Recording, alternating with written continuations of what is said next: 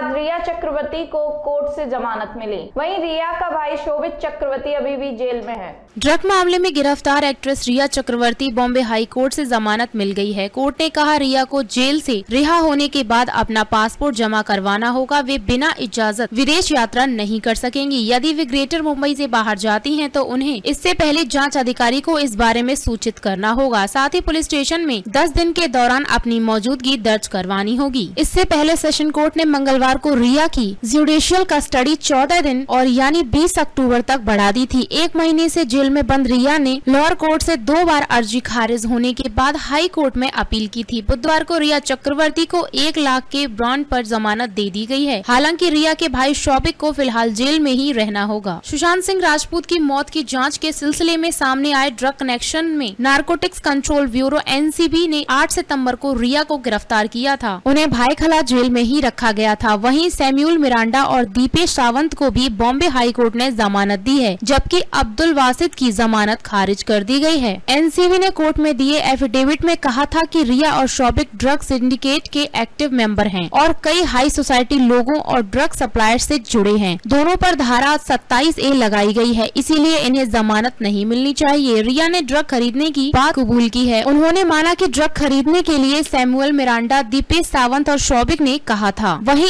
Actress के वकील अदालत में कहा कि रिया के सुशांत की लाइफ में आने से पहले ही वे ड्रग लेते थे। सुशांत को ड्रग लेने की लत थी, यही बात 3 एक्ट्रेस कह चुकी हैं। रिया की तरह ही श्रद्धा कपूर और सारा अली खान ने भी कहा कि सुशांत 2019 से पहले ही ड्रग लिया करते थे। NCB ने दावा किया कि सुशांत सिंह राजपूत की मौत के पूरे मामले को देखने में यह सामने आता है कि रिया यह बात जानती थी कि सुशांत ड्रग का सेवन करते थे और इस दौरान न केवल उन्हें ऐसा करने के लिए बढ़ावा दिया गया बल्कि उनसे पूरी बात भी छिपाई गई। NCB ने रिया को शातिर अपराधी मानते हुए उसकी जमानत याचिका का विरोध किया और कहा उनके खिलाफ ऐसे कई सबूत मिले हैं जिनसे पता चलता है ड्रग कनेक्शन में शामिल रही है। NCB ने यह स्पष्ट कर दिया है कि एक आपराधिक साजिश के तहत रिया ने ड्रग के लेन देन के लिए अन्य आरोपियों का समर्थन किया है, उन्हें ऐसा करने के लिए बढ़ावा दिया और पैसे से भी उनकी मदद की। NCB के जोनल निर्देशक समीर वानखेड़े द्वारा बॉम्बे हाई कोर्ट में दायर हल्फनामे में यह कहा गया कि रिया ने एक बयान में कहा है कि उन्हें सैमुअल मिरांडा और दीपेश सावंत को ड्रग के पैसे चुकाए हैं जो बाद में सुशांत को दी गई। यह साफ है कि जिन ड्रग्स के लिए पैसे चुकाए गए थे वे निजी उपयोग के लिए नहीं थे बल्कि ऐसा किसी और को इनकी आपूर्ति कराए जाने के लिए कहा गया है और यह NDPS 1985 की धारा 27A के तहत आता है। ब्यूरो रिपोर्ट समाचार 24।